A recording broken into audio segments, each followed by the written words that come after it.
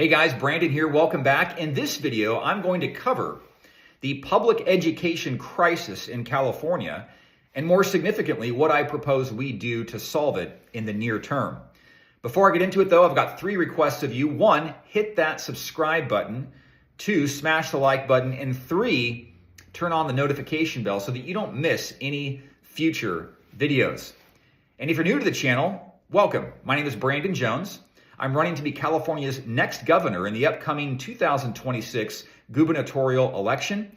I'm also the founding member of the fast-growing grassroots movement known as Restore California. To learn more about my campaign and the Restore California movement and how you can join the Restore California movement, visit restoreca.org. Okay, let's get into it. Public education in California. First, I'd like to describe the crisis and then offer a few points on how I suggest we solve the crisis. I believe there are 5 main contributing factors that have led to public education being in the mess that it currently is. Here are those 5 points. 1, we have an academic decline. 2, we have an issue around remedial education. 3, we have growing parental dissatisfaction. 4, we have mismanaged funding. And 5, we have teacher shortages. Let's dive into each one of these in a little more detail. First of all, academic decline. Here's a few statistics for you. According to a 2022 study, only 33% of 4th graders were proficient in reading. Only 28% were proficient in math. Over 40% of high school graduates need remedial courses in college. 64% of parents in California believe that public schools fail to prepare students for success.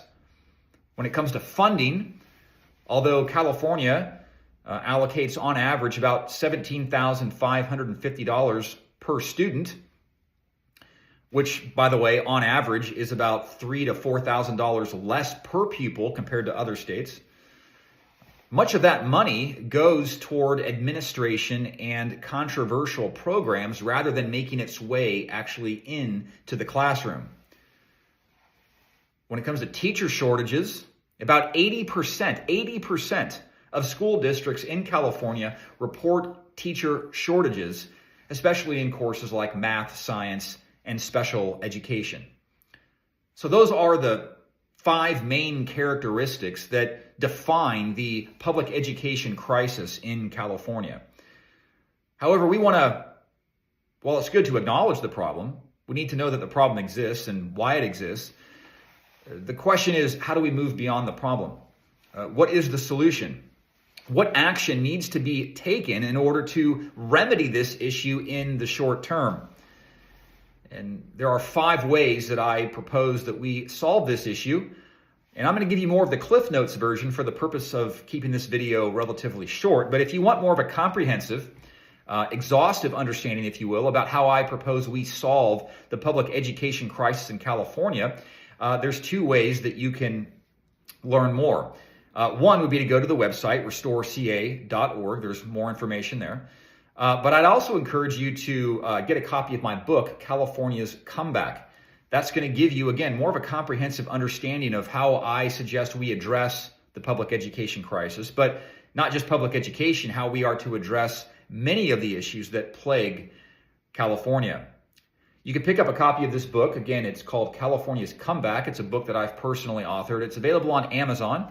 You can also pick up a copy by visiting one of our town hall events near you. And you can get a list of the dates of those events and the locations, etc., by going to restoreca.org and clicking on upcoming events. You can register there as well. The events are free. They're family friendly. So definitely check out one of those events. Okay, so how do we solve the public education crisis? There's 5 main ways that I want to address in this video. I'll list them off individually, and then I'll go back and give you more of a detailed understanding of what I mean by these different points. 1, we need to empower parents with school choice. 2, we need to remove political agendas from classrooms. 3, we need to invest in teachers and strengthen schools. 4, we need to prioritize workforce readiness and vocational training. And 5, we need to strengthen mental health support without replacing the role of parents. Now, I'll go down through these in a little more detail, one by one. First, empower parents with school choice. What do I mean by that? Well, we want to set up a homeowner tax allocation program. And what I mean by that is we want to allow funds to follow the student. Currently, oftentimes, the student follows the money.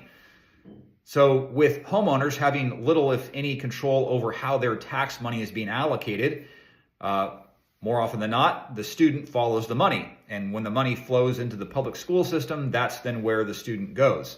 We want to reverse that. We want the money to follow the student. And by giving homeowners more control over how their tax money is allocated, from an education standpoint, we can accomplish that. So again, by setting up a homeowner tax allocation program, we allow the funds to follow the student, whether that be to public schools, private schools, charter schools, or even homeschooling. Now, we're going to ensure that there's a minimum funding protection in place for public schools, especially in low-income districts. We also want to expand education savings accounts, and this will help low-income families afford alternative education paths outside of the public school system, should they so choose. We also want to put in place annual performance reviews for charter and private schools to ensure academic growth and transparency. So that's how we're going to empower parents with school choice. 2, we want to remove political agendas from classrooms. We want to eliminate divisive ideological curricula like critical race theory inspired lessons and inappropriate content. We want to refocus education on core subjects like reading, math, science, and civic responsibility. And we want to increase curriculum transparency. We want to ensure that parents have a voice in what their children are taught. It is not the government's role to have authority over a child's education. That authority should rest with the parents. The third point is we want to invest in teachers and strengthen schools. We want to address teacher shortages with financial incentives, housing subsidies, and career advancement programs, giving teachers a greater incentive to continue in their career as an educator and to encourage new people to enter the field as well.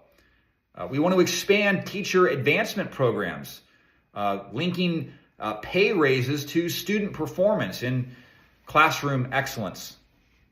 We want to reduce administrative bloat by redirecting funds from bureaucracy to teachers and classrooms. We also want to, as I mentioned, prioritize workforce readiness and vocational training. We want to expand vocational education programs in trades, healthcare, and tech to prepare students for real careers. We want to develop additional internship opportunities and dual credit programs that allow students to actually earn college credit or industry certifications while they're still in high school. Again, as a way to prepare them for the career that they would enter after high school. And last but not least, we want to strengthen mental health support without replacing the role of parents. We want to expand SB 14 for school-based counseling, ensuring students have access to mental and health resources. And we want to keep parents involved. This is very important. This goes back to what I've said in other videos about uniting the family and building the family unit, making it stronger, making it more involved. And that certainly includes getting parents more involved in the education of their children. So we want to keep parents involved by ensuring mental health services support, not replace, family guidance. Now, that's my plan in a nutshell. But how does this plan improve on current policies? Well, there's 4 different things that I want to address to answer that question quickly. 1, It's going to fix funding waste. Unlike programs like Local Control Funding Formula, or LCFF, which lacks accountability, this plan ensures funds are used effectively by prioritizing classroom spending over administration. 2, we're going to eliminate indoctrination. We're going to move away from state-imposed social agendas and focus on academic excellence and career readiness. 3, we're going to strengthen school choice. And yes, while California has charter school oversight, this plan expands access while holding schools accountable for results. Right now, the public school system really has no competition. Yes, there's charter schools. Yes, there's public schools. Yes, some parents choose to homeschool their children, but 90% of children in California go into public schools. So the public school system has really no competition. It has really no incentive to raise the bar. It has really little incentive to aim for a higher level of academic excellence. By giving parents and homeowners school choice in this way, by having control over how they allocate their tax money, now there becomes a greater sense of competition for the public school system and all schools to perform at their best, to raise the bar when it comes to academic excellence. We want to support teachers. Unlike one-time grants, this plan that I'm proposing offers long-term incentives to recruit and retain high-quality educators. So really, in a nutshell, this vision, this plan that I'm proposing, provides a future where every child succeeds. The Restore California public education policy puts students and families first. It is a California first initiative, not a bureaucracy first initiative.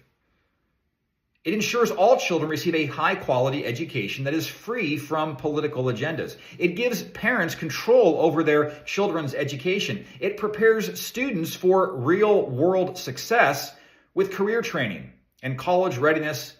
And last but not least, it supports teachers with better pay, incentives, and professional growth. And what this all boils down to is that children in California deserve better when it comes to public education. And it's time to restore education and build a brighter future for the next generation. So that's my vision for public education in California. And again, if you want to learn more, if you want to get more of a comprehensive grasp on that and my proposed solutions for other issues that plague California, get my book, come to a town hall event. But I thank you for joining and watching this video, and I'll catch you on the next video. God bless you. Thank you.